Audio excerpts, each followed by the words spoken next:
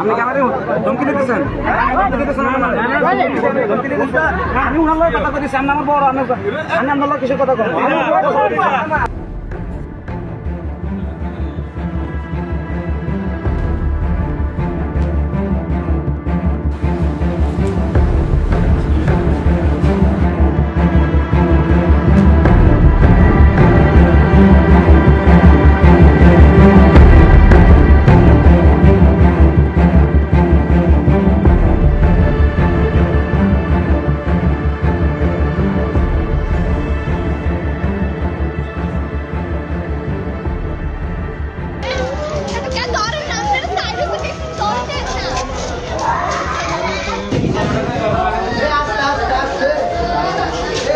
আসলে আমি খাওয়া অবস্থায় দুলে উঠিয়ে সিস্টেম তো উঠিয়ে যাই, বলে যে হ্যাঁ এদেরকে পরে শিক্ষা দিব, কই পরে আমি ধর তো রাগারাগি করছি, পরে লইছে ওই স্টেজের মাসে খেলে আমার টোকা খুঁজে দিয়েছে আমার বাড়ি দিব আর কি।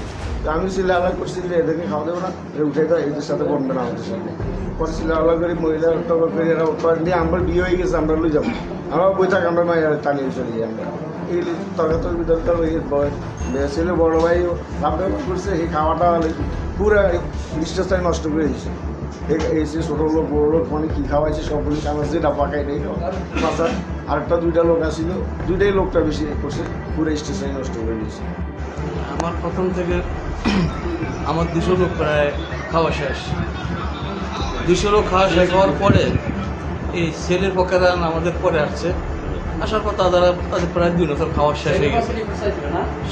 খাওয়া শেষ হওয়ার পরে এ কী করছে, ছেলের বড় ভাইটা আইসা বলতেছে, আমরা হাত ধরে বলছে যে খালু এটা কী খাওয়াইলেন, কী পাক করলেন, এই আমার এই সমস্ত লোক কি আর জীবনে কখন আপনার বাড়িতে আসবে?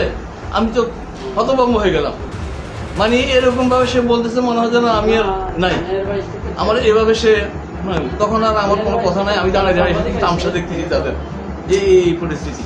বাদ বাকি আমার এই ভাইয়ের সাথে এরপরে আরও কি আমার অন্যান্য এই আত্মীয় স্বজন, আমার জামাইয়ের সাথে এই নতুন জামাই উঠে লাভ দিয়ে উঠে ওই কি বাঁশ নেয় বা ধর মার বিভিন্ন ধরনের কথাবার্তা বলতেছে।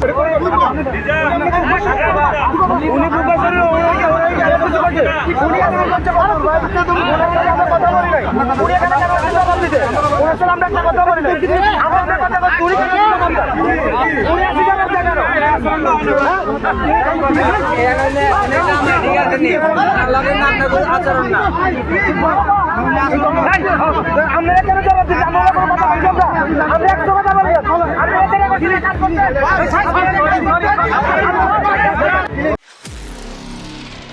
নিরপেক্ষ, সত্য প্রকাশে আপোষহীন।